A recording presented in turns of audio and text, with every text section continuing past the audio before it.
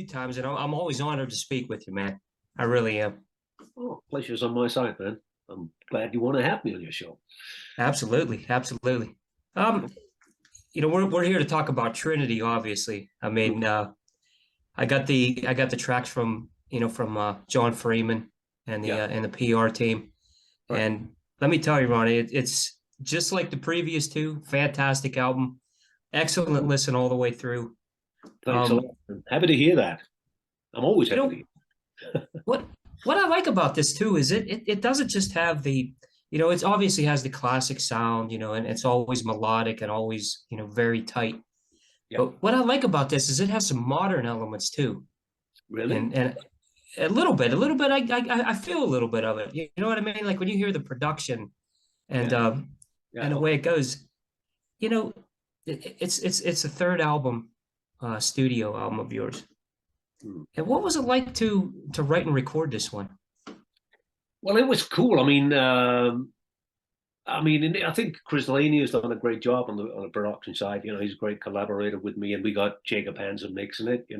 Which possibly also is part of giving it a modern twist. But I mean, when you say modern, I mean, well, I don't know. I mean, I'm an old school songwriter, and sometimes I have to take a pride in saying that I'm old school because I grew up with a lot of the '70s and '80s stuff. So the most important thing for me is always a good song, and then you can always, when you write a good song on either a guitar or a piano, we've got something going. Then it's a matter of how you pack it in, wrap it in, the way you produce it. But I mean, that aside, I don't think this. Besides the fact that more songs were written on the guitar this time, it's probably some of the songs actually started with some riffs I had and stuff, and turned out the way they did. And so I think it's a heavier album than the first two ones, But the key element, I think, is that it's got good songs, good top lines, good choruses, melodic stuff. That's the key word for me. That it's got to be good songs. So yeah, I'm glad it turned out that way because we initially it wasn't really my plan to put out anything in 2023 because I mean I had an album out in 21 and 22, and actually I had a Nordic Union album 22 as well. So I've been Right. pretty productive. So I mean, not a Right. lot of bands, not a lot of bands put out 3 albums in 3 years these days. So, but cool. I mean, as long as it's quality, which of course I consider it to be. Otherwise, I wouldn't release it. Then I'm happy, and then obviously, I hope that the reaction will be good. The first reaction I've heard, including you, is very good. So I haven't really, I've seen a review or two, so that's always very exciting to see the first reactions and stuff like that. Most Right. importantly, that the fans like it, but they like the first two singles we put out and makes Yeah. me happy. Yeah. It's great stuff, and with the way you do things too. I mean, all the way back from Pretty Maids and into your solo stuff here. There's always a lot of substance to the songs, and that's what I like. I hear a lot of different things, and one of the songs I really like on this album is Soul Divine, Mm. and it's it comes across with a lot of emotion, but it still has that power. Tell Yeah. us about that song But I'll tell you in what particular. that song is about is probably my favorite love song of all love songs I ever wrote because it's basically a lullaby. It's a dedication to my little grandchild, and I wrote it just It's after great. when she was born. So this song means something personal to me. It was written like a year ago when she just turned 1 year old, and she's considering everything I've been going through the last 3 4 years with illness and stuff like that, and kind of counting. I've still got the same diagnosis, but I feel good. But It's good. she's been an absolutely, she's a wonderful kid, and it meant so much to me that I became a granddad. I love kids, and I didn't see this coming, to be honestly. So she's an incredible pleasure that was brought into my life, a little angel here on earth. So that album is from the heart, one of the most personal songs I've written in years, and not that album, that song. Yeah. No, that's a great story. When you listen to this, and like I said, all your other, the things that you do is there's a lot of emotion, Mm. and in reading the press release and everything, you even stated in the press release that a lot of this came from things that are happening in the world right now in your writing. And I know there's so much going on all the time and it changes. Tell us about that and how that piece of it kind of went into the writing of this album.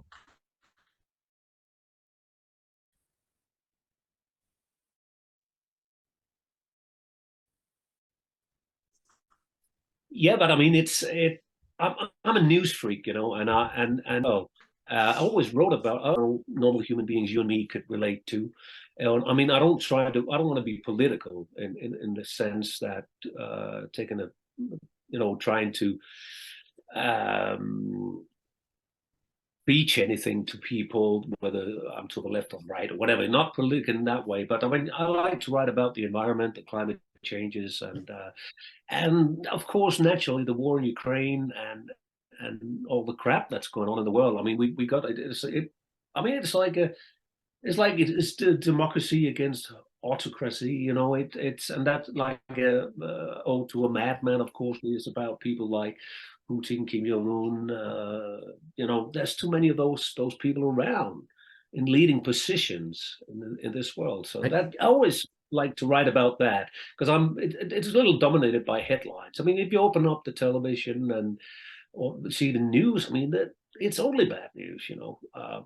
And then Right. there are songs that are personal because of what I've been going through and stuff like that. But I still try to keep some kind of to give it some kind of positive twist at the end of the day. But I'm always been written songs like that. I rarely write about Dungeons and Dragons and science fiction. I mean, Right. no offense That's right. to those who does, to those who does, that's cool. But that's it. It's not my cup of tea. So I'm basically writing the same. But of course, that said, that when it's solo albums, it gives me the opportunity to write whatever I like, because it basically only represent myself and not a band as such. So Right. yeah, that's pretty much a very, very long answer to a short question. No, that's a great answer. These three solo records. I know I talked with you. When One Shot came out, and One Shot, Make It Count, and obviously Trinity. It's a like you said in the beginning. It's a lot of music in a short period of time, and I think that kind of relates, like you said, like some of the things that you were going through, obviously, and it has to be therapeutic for you to get all this out and to It really is. write three great albums, man. Thank you. But I mean, I tell you what it is. I mean, it is. I mean, music. I mean, singing and writing is what I love the most, and it has been like that since I was a little kid. 8, 10 years old. Because music is such a big part of my life, and music actually turned out to become my savior, like mentally, because I very much have used this as a therapy to myself, to keep myself occupied with something great, something positive. Um, and then I'm fortunate enough that people that somebody want to release it, and people seem to enjoy it, dig it, and actually even I mean I had a lot of a lot of response from the social medias as well, that some of these songs actually meant something to them because they knew someone or themselves were like in the same position, so that inspired them, which makes me even more happy, because then that's just great to get to know that. So yeah, but I mean that's been my way out of a miserable situation, so to speak, and I'm happy I took that choice. And because you're gonna all this when I had the stage 4 diagnosis in the spring of 2020, it totally coincided with the lockdown. And I mean, I couldn't even give my kids a hug at the time because I just had lung surgery and were in treatments, chemo, and all kinds. Right. So I was very vulnerable. So therefore, some of the lyrics I wrote in 2020, songs like One Shot, and there's a song called "Carry Me Over," which is on one of the that's one of the EPs that came, and they're so sensible, and so it's even when I listen to them, I totally recall how I felt at the time being. So yeah, it was a way for me to yeah, as I said, to get out of a miserable situation and try to look ahead. Now I'm a 4-year survivor. It's 4 years ago. Right. Right. And sometimes I can't believe it. I got to I mean, it's incredible. I'm so fucking seriously humble and grateful that Right. I'm still alive. Well aware that that can change suddenly. That's the way it is. But I mean, you could be run over by a truck tomorrow, or fall Right. down with a plane or whatever. You know, nobody That's knows if I right. had a heart attack. You know, nobody knows. We don't know. But it's just like when you got it in your journals, it says it's a curable cancer. You know, it's just like, then it's very close somehow, and that's when you start realizing what comes after this, and take comfort in what you believe in, your beliefs and stuff like that. And I was Right. born raised a Christian, you know. Right. Me too. I'm not a saint, man. I've done my share of sins as well. You know, I never lived like a saint. Smoking, drinking, you know, fucking name it, you know. But Right. Right. now these days, I'm just I feel like there's something good watching over me, at least for now. And That's great to hear. so there's a lot of questions you ask yourself. You look like the song "What If," which ends the new album Trinity. It's all there in, you know, in the lyrics. That what comes after this, you know. Right. Right. You know, you talk about that, and I see you, you know, on your social media, and I see how the fans react, and it says a lot about you and about how great this art really is, because it the people tie into this and they see you and what you're doing, and we really appreciate that, and we follow you and support you, and I think that says a lot about, you know, you as an artist, and how you connect with the fans, because it's really touching to, you know, to see your progression, and say, hey, look at this guy, he's not giving up, he's out here, he's still doing what he does, and not only that, but even better, you know, and that says a lot about you, man. I appreciate that. Yeah, but I mean, you know, I mean, I just want to make, just for the record, you know, I feel totally embraced by love, and in particular from the social medias, you know. I mean, I updated, I went open with this thing, you know, because back in 2019, we had to cancel the European tour in January 2020. That was already set up, so I just wanted to inform people. I don't want to. I thought it was fair to say, hey, the promoter said you got to tell, not exactly, you don't have to tell why, but you just got to tell they're sick. And I just decided to be open about it, because my own mom died of cancer when I was 22, exactly the same diagnosis actually. And back then in the 80s, it was something in my family, we didn't talk about that. We didn't talk about illness, disease, and you know. Right. So I just decided to be open about it. And since I was that, I just feel the urge to now, and I don't write every time I go down for a scan and stuff like that. I just feel from time to time, I'll give people a little update, you know, and you know, the amount of love that's been sent my way, that people's been rooting for me, and they have my back, you know. It means so much to me. It really means a lot to me. I always get a tear in the eye when I read some of these comments, you know. I mean, it's because it's been a tough period at times. So it's always nice to know that somebody is there for you. So I hope I can give, through my music and my concerts, I hope I can give some of that love in return. Well, you definitely have, that's for sure. You know, I've always considered you, you know, an awesome vocalist. I've been listening to you since 1985, and you know, you have the ability to do what a lot of vocalists can't. I mean, you have a good melodic style, but you also have that aggressive style too. So where you can do a lot of different things. You know, what what is it like for you as a vocalist? I mean, to go into, say, you know, the Pretty Maids stuff, and then, you know, Avantasia, and now the solo stuff. I mean, is there anything special that you do as a vocalist, or is it just, hey, I go in and nail this? You know what I tell you? You know, I mean, there's a lot of singers that are way better than me technically, whatsoever. You know, I think I've been so fortunate. I said, well, I don't really do anything else but singing. You know, this is the way my voice is. That I have this thing that I can sing clean, and I can put on the more raspy, Right. snarly, growly voice. You know, it's just, and it's something I think I got better at through the years as I matured as a singer. You know, but I never took a singing lesson. You know, maybe I should have. But anyway, it's been working for That's years. You know, the key thing is that you got to sing like you mean it. Like you mean it. What I'm saying is that, and I think that would be my advice to every singer out there. You know, whatever voice you have, you got to if you sing things and you do it with heart and soul every time you sing a song, or more or less as much as you can, I think that's an important thing. And then, of course, I think it's important to have. For me, I'm fortunate that I have a recognizable voice. Like call it unique. It's a big word, but you know what I'm saying. If you hear me, people. I mean, in other words, whatever I sing or whatever I decided to do, if I wanted to do a jazz record or something like that, people would say, "Hey, that's the singer from Pretty Maids." Right.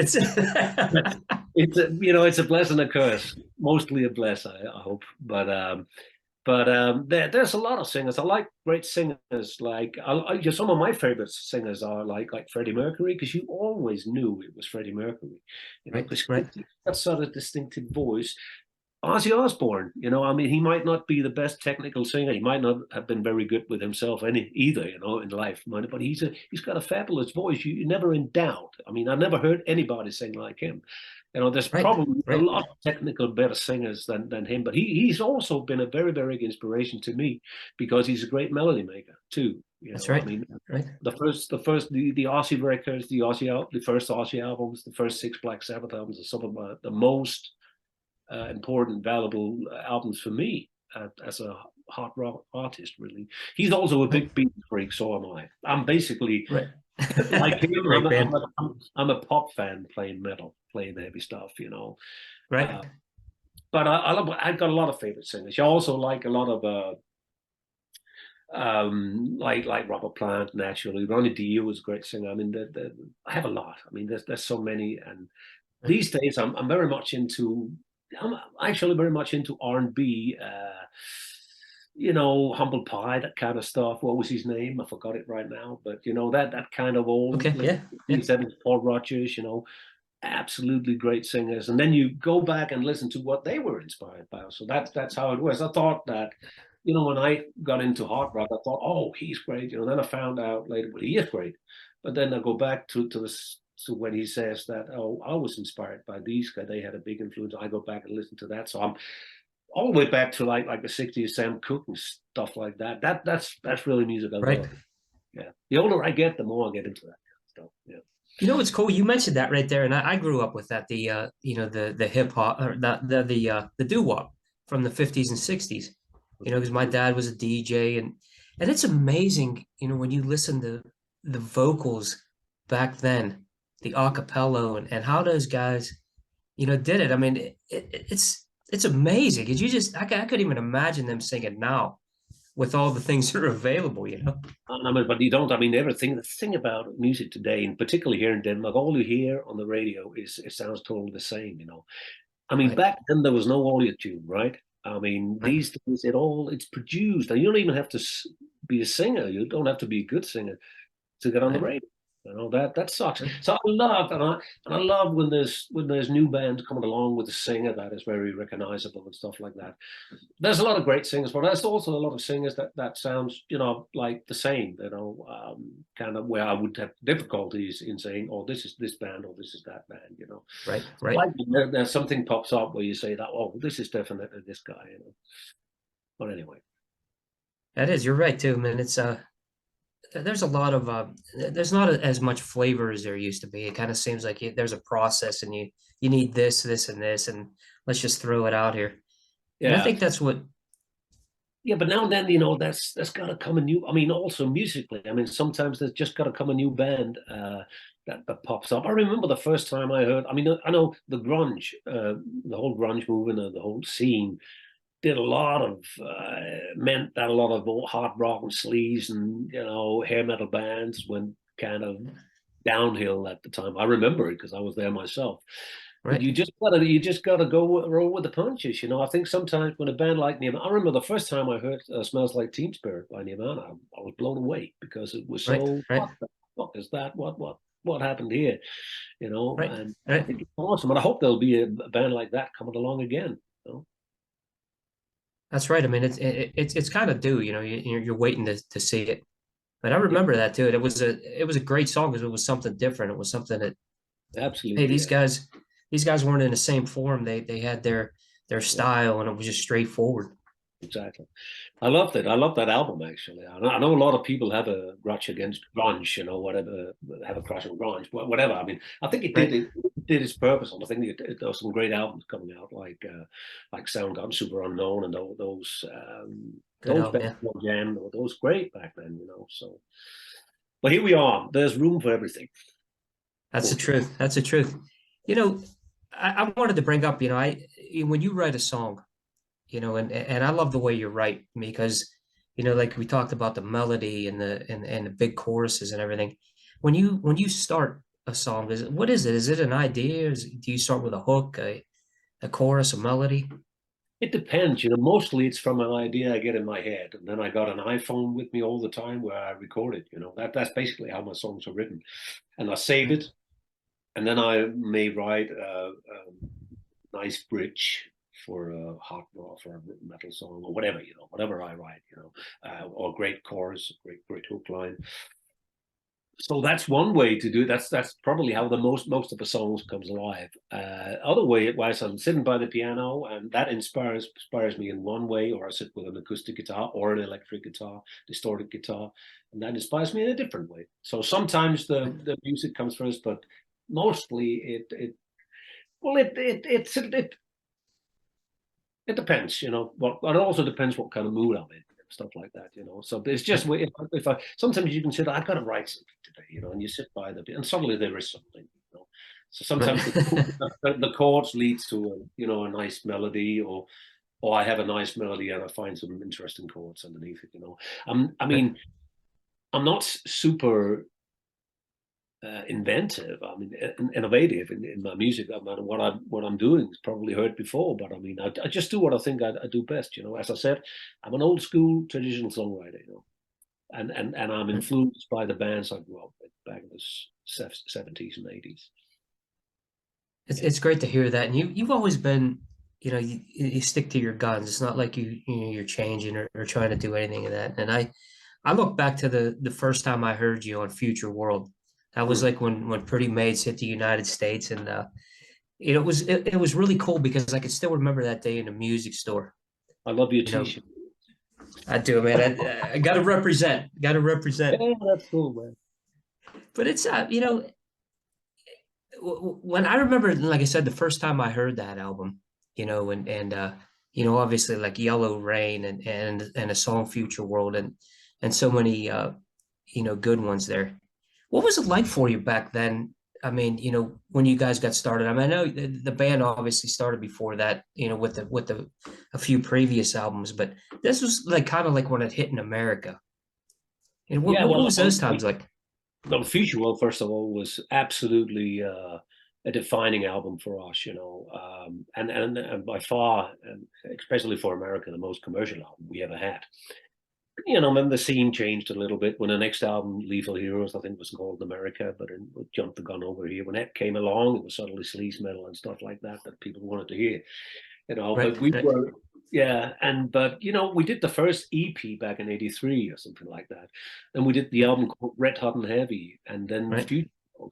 And I think Red Hot and Heavy actually and Future, those two albums were kind of defining albums for us, that and consider us as our classic albums. That's where we found our musical path and the mix between good riffs and melodics, vocals, and the interaction between guitars, keyboards, and vocal. You know, I think Future World, the song, is a great example. You know, because I think it's still one of these songs that I enjoy playing live today. You know, I think it's I think we've done a lot of good stuff actually over the last 12, 13 years with Pretty Maids, but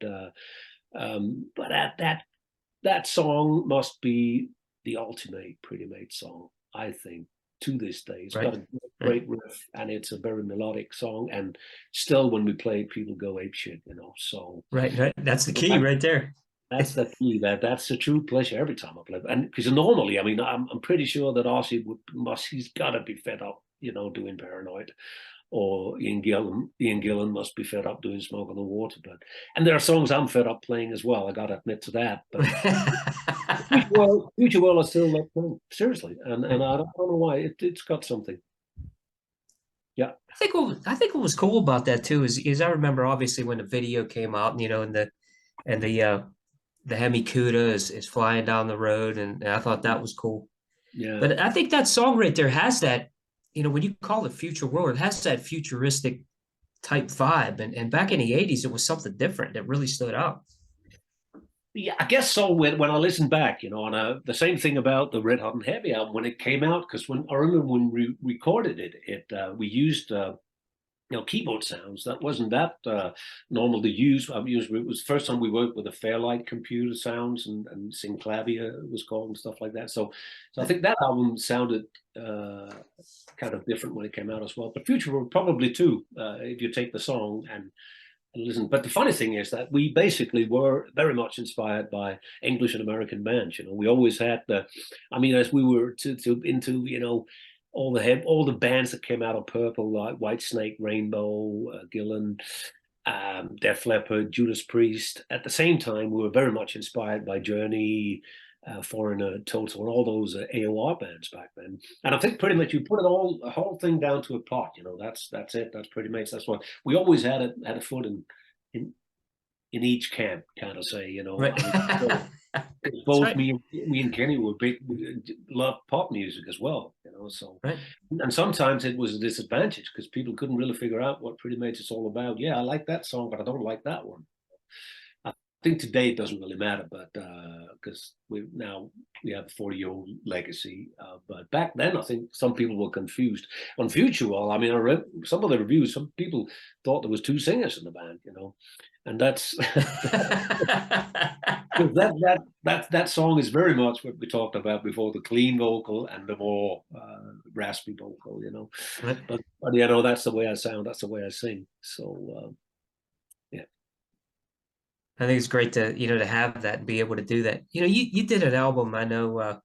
I don't think it gets as much notice as it should. In '97, Spooked.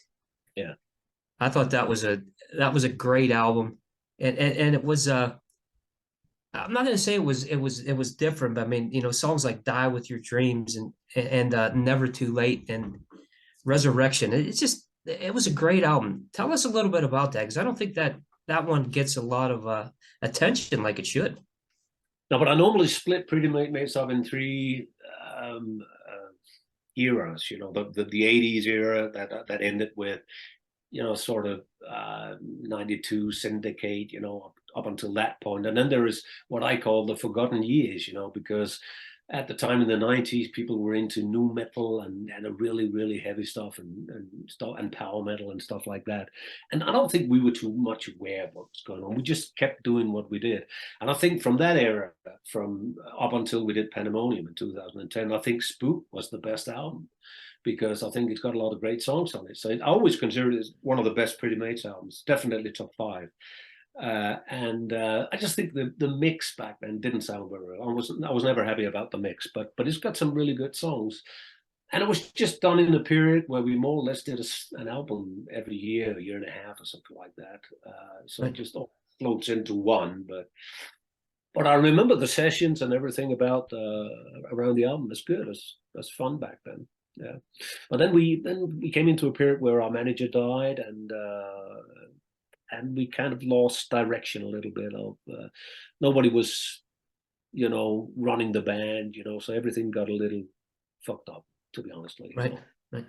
And it stayed that way for a couple of years, And at the same time, we didn't have the same attention as we had in the 80s and the beginning of the 90s because of the music scene that changed more or less constantly, Because then it was it was the grunge thing, it was the nu metal, it was the Britpop, whatever, there was so many subgenres coming along, so it changed all the time. And I think we got a little lost down the trail. You mentioned that too, and you guys are as Pretty Maids, and even you and doing the solo stuff, you've never strayed from what you guys do. And you mentioned that just a little bit earlier.